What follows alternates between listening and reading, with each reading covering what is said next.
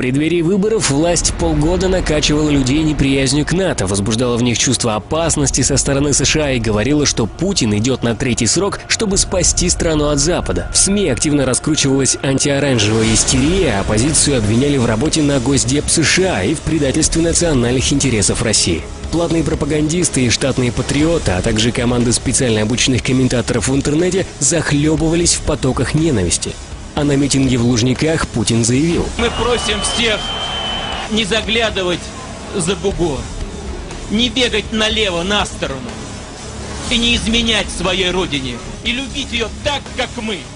Между тем, Путин сделал НАТО самый королевский подарок, об одной мысли о котором во время Холодной войны американские генералы просто сошли бы с ума. Он согласился разместить базу давнего стратегического противника России в самом ее сердце, в городе Ульяновск. В то же время руководство США, обычно придирающееся по малейшим причинам, никак не отреагировало на беспрецедентно грязные и фальсифицированные выборы в России и незамедлительно поздравило Путина с якобы законным избранием на пост президента.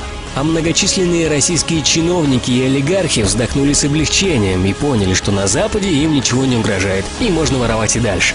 США молчат, Запад бездействует. Никто не понимал, в чем дело. Чем можно это объяснить? Только тем, что Путин договорился разместить базу НАТО в Ульяновске в обмен на президентское кресло. Он постоянно врет своему народу и сдает национальные интересы России. И теперь уже Путин и все те якобы патриоты, кто еще вчера говорил, что НАТО хочет уничтожить Россию, и поэтому нужно голосовать за Путина, ибо он не даст Россию в обиду, сегодня с пеной у рта ратуют за базу НАТО в Ульяновске и поливают грязью каждого, кто выступит против. По словам Путина и Сердюкова, база НАТО в Ульяновске полностью отвечает национальным интересам России. А вице-премьер Рогозин по этому поводу заявил: тот, кто распространяет новость про базы НАТО в России, или провокатор, или просто идиот. Считайте, что это официальное заявление. Все они целенаправленно врут народу, что это будет логистический центр, а вовсе не военная база. Они ведь знают, что еще в 2003 году США провели кардинальную реформу глобального военного присутствия, суть которой заключалась в переходе от больших и дорогостоящих баз к небольшим пунктам-узлам глобальной сети, необходимым для быстрого развертывания и тылового обеспечения вооруженных сил в регионе конфликта через быструю воздушную накачку узлов сети необходимыми живой силой и техникой. А Ульяновск располагает одной из самых длинных в мире взлетно-посадочных полос. Он способен принимать самолеты любых классов. И именно на стратегически важном аэродроме американцы разместят базу НАТО с собственной инфраструктурой и персоналом.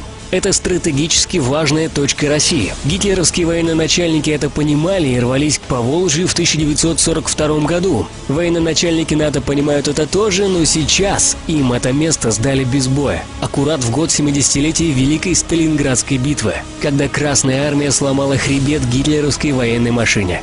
НАТО теперь просто подкупает наивных туземцев, и этими туземцами стали мы. С критикой происходящего выступали те люди, которых точно не упрекнешь в проамериканизме, в частности, председатель движения развития Юрий Крупнов и президент Академии геополитических проблем Леонид Ивашов. Эксперты и профессионалы геополитики ставят под сомнение успешность американской стратегии в Афганистане. За время присутствия НАТО в этой стране производство героина выросло в 44 раза, в результате чего Россия занимает первое место среди стран мира по потреблению героина, а по данным Госнаркоконтроля, ежегодно от героина в стране умирают 30 тысяч человек.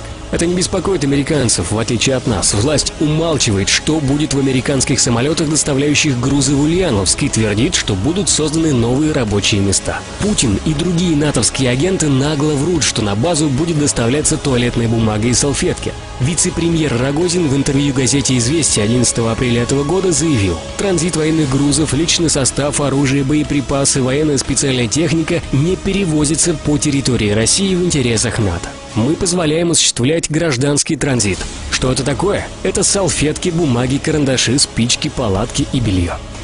Давайте же посмотрим, о каких салфетках говорят официальные документы. Порох, взрывчатые вещества, радиолокационная аппаратура для боевого применения, танки и прочие самоходные бронированные транспортные средства, вертолеты и самолеты, огнестрельное оружие, бомбы, гранаты и мины. Поскольку власть скрывает информацию от народа, только мы можем рассказать правду о тех, кто сдает Россию. Распространи этот ролик, расскажи друзьям и знакомым, что происходит. Сам изучи все документы по этому вопросу. Вместе мы победим государственную машину пропаганды.